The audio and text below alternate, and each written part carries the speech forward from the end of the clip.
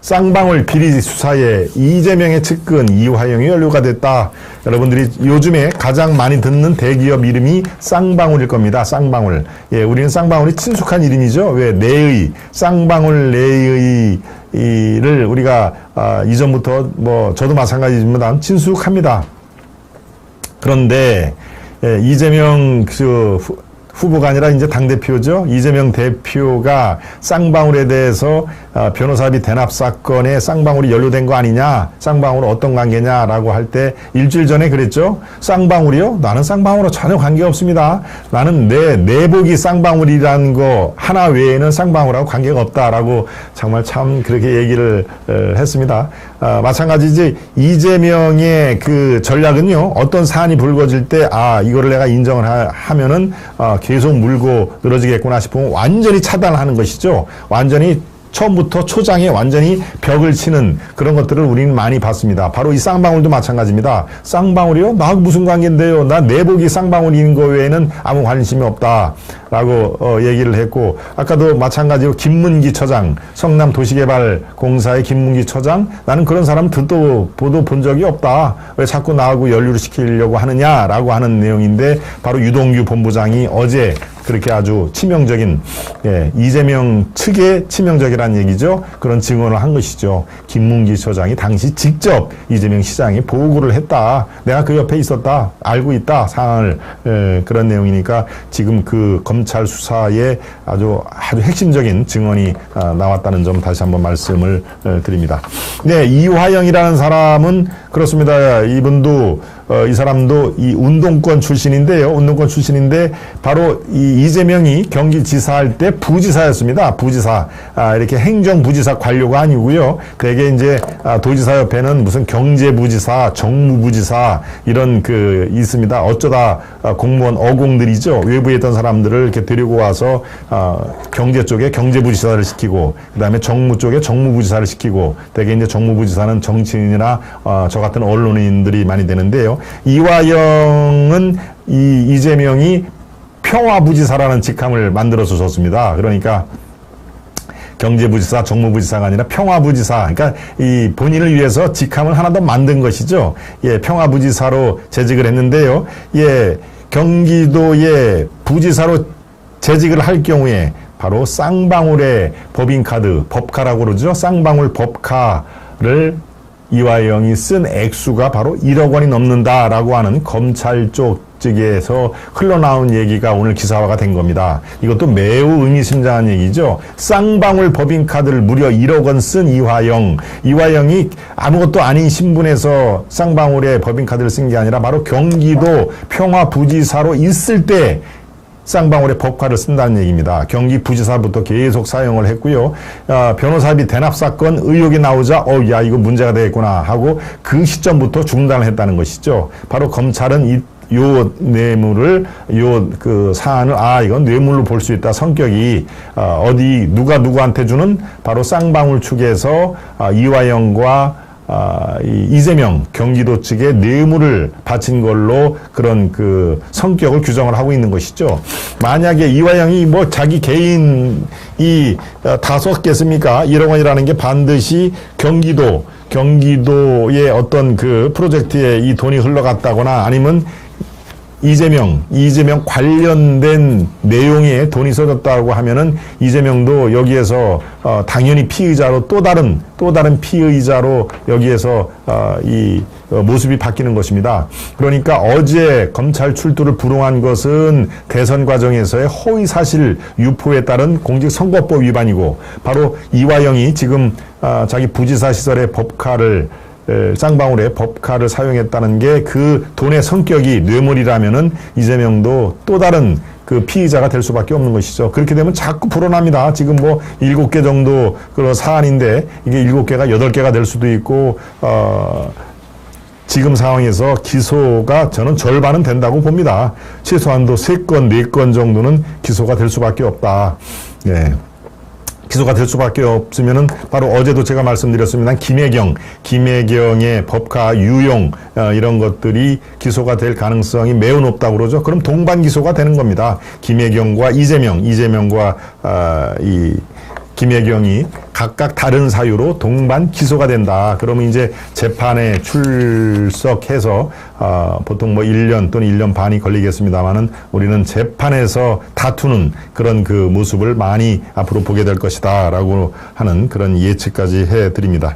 네, 바로 경기도의 평화부지사라는 타이틀을 줬는데요. 그게 이유가 있더군요. 경기도 대북 행사, 평화라는 것은 뭐 북한과 뗄래야 뗄 수가 없는 사안 아닙니까? 대북 행사에도 쌍방울이 수억 원을 지원을 한 그런 정황이 드러났다라고 쌍방울 비리 수사를 담당하고 있는 검찰 측에서 나오는 얘기입니다.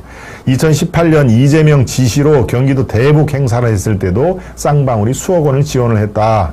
예, 바로 이화영이 여기 나오죠. 평화부지사 재직 때 쌍방울이 아시아 태평양 협의회를 통해서 우회 지원한 것으로 보인다. 그래서 지금 제가 앞서 말씀드린 대로 이 이화영으로 끝나지 않고 이재명으로 수사가 이어질 가능성이 매우 높다라고 하는 그런 내용입니다.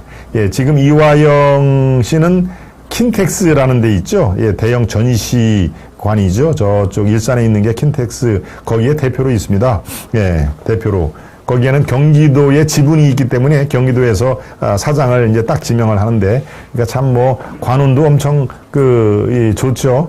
이재명이 성남시장에서 경기지사를 할 때는 또 평화부지사로 경기도의 부지사까지 하고, 부지사를 딱 마치자마자 경기도가 지분이 있는 킨텍스 사장으로 가고, 예, 저 정도 되면 참 운동권도 할 만합니다.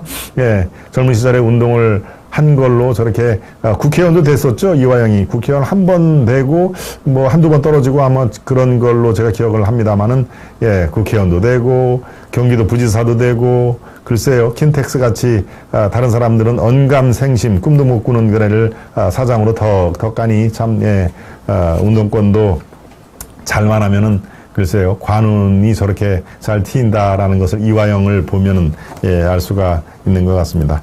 네, 지금 쌍방울은 지금 검찰 수사가 아주 깊숙이 진행이 되고 있는데요. 예, 수사 과정이 통째로 검찰 수사관에서 쌍방울로 넘어가는 또 정황이 보였습니다. 그러니까 쌍방울은 아주 여기저기 깊숙이 지금 연루가 돼 있는 건데요. 압수수색이 영장을 통째로 복사해서 넘겼다. 어디로? 쌍방울 임원으로. 네. 그러니까 검찰 수사관 쪽에 다 이미 이제 그 자기 사람을 박아놓는 겁니다. 예, 이거 쌍방울, 저 정도 이제 기업이니까 뭐 돈을 썼겠죠. 검찰 수사관이 쌍방울 임원에게 쌍방울 압수수색 영장 관련 기록물들을 다 스캔해서 넘겼다는 것이죠.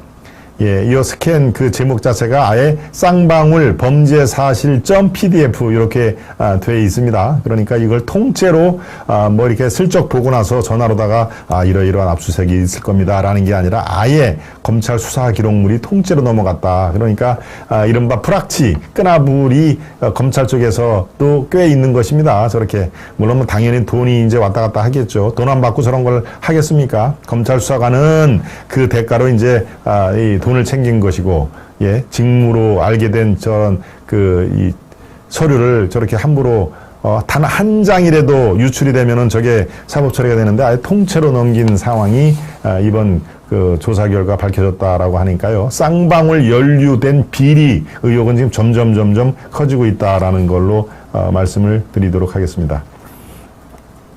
맞습니다. 운동권 출신만으로 고위직에 팍팍 꽂히니 이 나라가 정말 운동권 나라에서 벗어나야 조금 제대로 된 나라가 되지 않을까 생각합니다. 우리 홍리빌 말씀, 예. 그래서 이미 이제 386으로 대표되는 운동권들이 대한민국을 근 한 20년 동안 거의 말아먹은 거 아닙니까? 예, 그들이 약 30대에서 이 나라 노무현부터 시작해가지고 그 전에는 물론 발탁은 참 김대중 DJ 정권에서 발탁을 많이 했습니다. 김대중 정부에서 이른바 젊은 피를 수혈한다고 해서 이른바 386, 30대 중반인 사람들을 많이 끌어들였죠. 예, 그게 바로 임종석이 그렇고, 이인영 통일부 장관도 그렇고, 송영길은 또 어떻습니까? 예, 여기 있는 이화영도 마찬가지고요. 이재명은 운동권 출신은 아니었습니다. 예, 운동권 출신이 아니라, 중대 고시반에서 이제, 이른바 입신양명을 위해서 고시 공부를 열심히 해서 이제, 사실을 본기 때문에, 네, 이 운동권 출신은 아니었죠. 예, 그런 DJ에서 대거 발탁을 한 사람들이 바로 노무현과 문재인 정권에서 아주 대대손손 그렇게 권력을 손에 쥐고 대한민국을 좋은 길로 인도를 하면은 역시 운동권 출신들이 정말 청렴하고 일도 잘한다라고 하는 그런 평가를 받았겠습니다만 어디 그렇습니까? 노무현 정권도 결코 성공한 정권이 아니고 문재인 정부도 뭐 두말하면 사실 잔소리죠. 예, 대한민국을 점점 어렵게 만든 두 정권의 숨은 실세들이 바로 운동권 출신이기 때문에 운동권 출신들 그렇습니다. 본인 어디에 뭐 취직해서 본인들이 돈이나 월급이나 한번 받아본 적이 있겠습니까? 다 그 정치권 언저리에 있다가 DJ 때 또는 노무현 때 대거 정치권으로 가서 금배지를 받았기 때문에 네 그렇습니다.